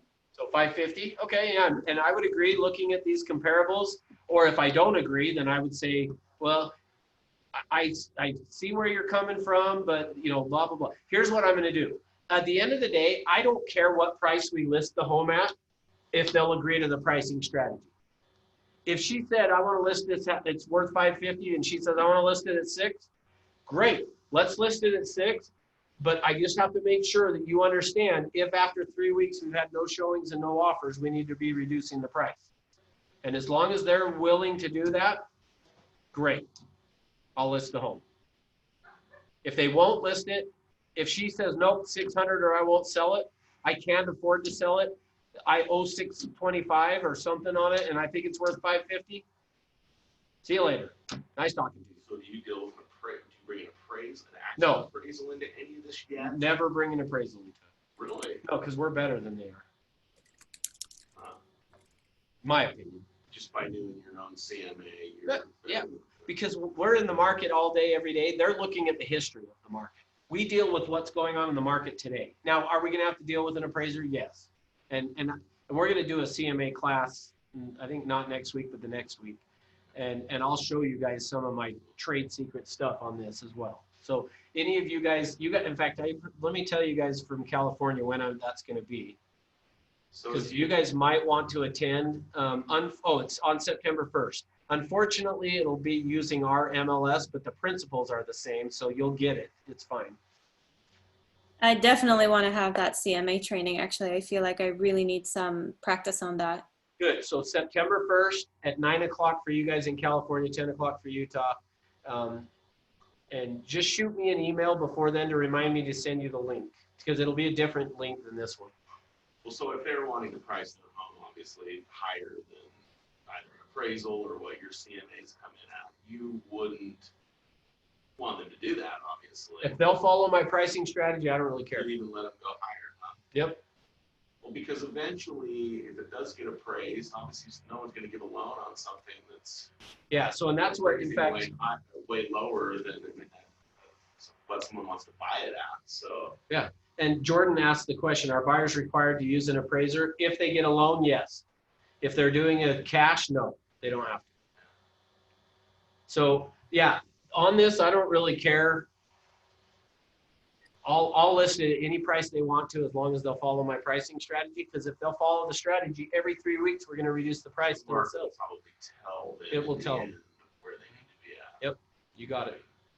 All right. Did you decrease it again for the showing but no offers? Oh, yeah, so with no showings, no offers, you need to reduce between 7 and 10. Some showings, and I define some showings as 1 to 3 a week. If you're getting 1 to 3 showings a week, you need to reduce it between 5 and 7%.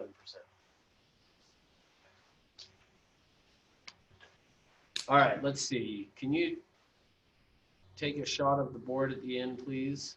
Yeah.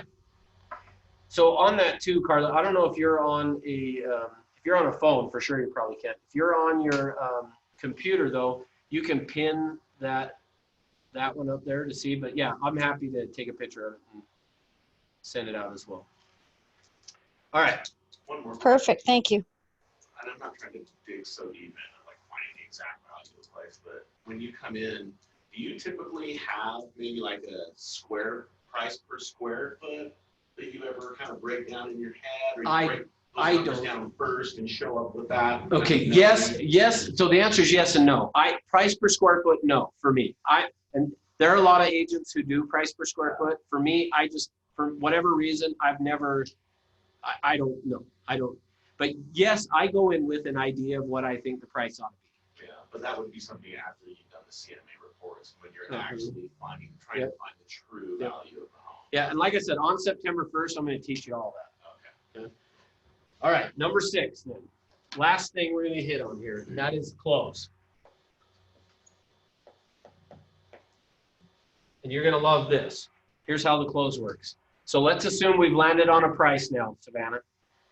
And I say, okay, so you're good with listing the home at $550. I think that's a great price. When did you want to get started? Let's start on this Friday. This Friday. Okay, perfect. All I need then is get you to sign this paper right here. And once you do that, I'll get my photographer scheduled to come out. We'll get the home on the market on Friday. Well, okay. Well, that sounds good. There's your close. See how difficult that was? But part of it is because I've been checking in all along and saying, all this stuff all along. So now that we've landed on, I already down here said, where you at? And I got landed on, if we could land on a price, she would list it with me. So now I just said, okay, so it sounds like we've agreed to the price. When did you want to start? So right now, go ahead. So what about if I answer back like, okay, so what kind of changes do I need to make to my house? Like, are we doing any professional staging, or do I need to like paint a wall or rearrange some of my furniture because I'm still living in here, you know? Good question. Okay, thank you for bringing that up. So if I had noticed that stuff along the way, during plan of action is where I would have talked about it. Okay. Is getting the home sold. Thank you for asking though, because I didn't say it. So down there is when I would have just said, hey, okay, a couple of things that I noticed, and probably where I would have said it is up here, and after looking at the property, when I sit down with them, I would have said, up here under the game plan, I would have said, hey, I want to cover with you what we're going to talk about. And then I noticed a few things that I think we should consider maybe doing as part of getting the home on the market. But we'll talk about that after I find out what's important to you. Because again, to some extent, if I'm not getting the listing, I'm not also going to tell them all of the stuff I think they should do. Oh, right. Okay. So But, okay. Go ahead. I'm sorry, but we were going to check to see if, oh, that's actually right. That's right before talking about the pricing. So right around the plan of actions is when you were going to be checking in with them and asking, oh, the scale of 1 to 10. Right after. Yep. Okay. Right after Yeah, plan of yeah. action. Because so that's where hopefully that's where probably the questions about staging or what should we do on the home. That's where that would have come up. And then I would have just said, all right, yeah, let's talk about it. Okay. So, and then Jordan asked in the chat box, what about commission though? Great question. I am not ever going to bring up commission during this unless they do. The time that commission is going to come up is probably on the listing agreement when, now that I've gotten them, hey, so how soon did you want to get started? Great, they've told me. Then at that point is when I'm going to go, great, I've got this agreement here. I just need you to sign it. And as we go through and explain that is when I'm going to then bring up the commission. I can imagine being with someone for such a long period of time and going through all those details and them not bringing up commission. Everyone kind of knows that But it's a huge yeah, part see, of the that's what I'm seller. saying. Is that typically, if it's a big, huge part like you're saying, it's going to show up right here in question. But I'm also not going to answer it necessarily. I'm going to ask a bunch of questions. Well, what commission would you want to charge? And how, you know, da da da da da. But the other way that I do it as well, Jordan, is really where I do it is before even, and as part of this CMA here, I'm going to give them a seller net sheet that shows them all the fees that are going to be involved in them selling the property. And commission is going to be on there, but not as a percentage. Make sure you hear that. Not as a percentage. I'm going to put a dollar amount that the commission is. And the reason I do it as a dollar amount and not a percentage is because if I can get them to agree to, these are the charges that you're going to pay, title insurance, all that kind of stuff, then typically now when I go to the listing agreement and I say it's 7%, and they look at that and go 7%, and I'm going to say, well, yeah, that was the number. When I showed you the commission over here on the net sheet, that was the number. And I found usually they're like, oh, because I've already gotten them to agree to it before, even though it wasn't a percentage. So.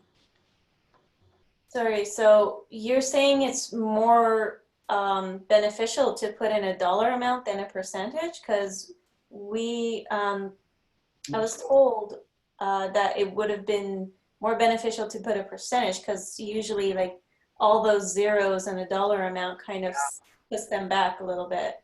Yeah, I understand that. And I'm not saying I'm right, by the way, but I have just found by putting in a dollar amount, because I'm going through and showing them, you're going to have to pay off the mortgage and that's this much. And you're going to have to pay the title insurance and the escrow fee is going to be this. And then you're going to have the water and you're going to pay the home warranty. And you're going to pay, like it kind of just becomes a bunch of the numbers.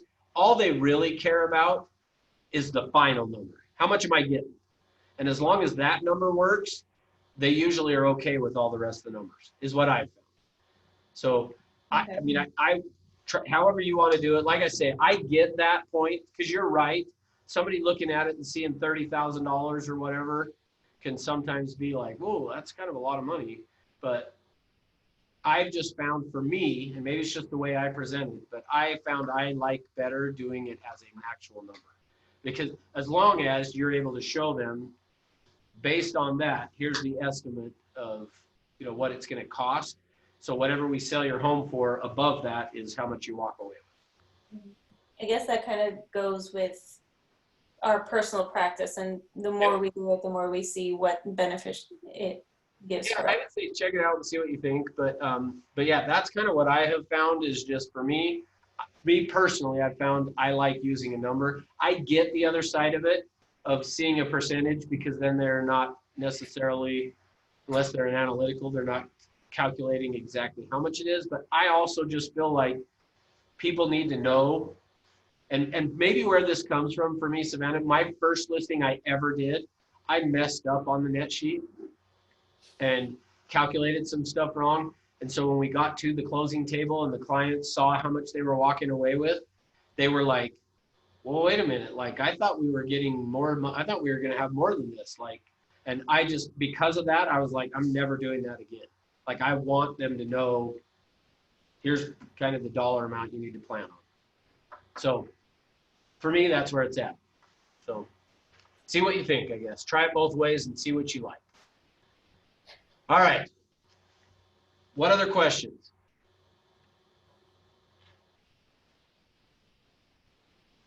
Okay, well, thanks for being here. It's been a great week. Hope you enjoyed it. Hope you got something good. Thanks, Russ. Appreciate it. So much, Russ. Thanks, Russ. Here's what I'm going to ask of you before you hang up, though, is this. As you start to have success, please let me hear about it, because that's the payday for me on this is, hey, I took what you taught in class and I did this and I got an appointment or I got a this or that. As that happens, please let me know, because that's the payday for me. So, Absolutely. okay. Thanks, guys. Have a good Thanks, one. Russ. See ya.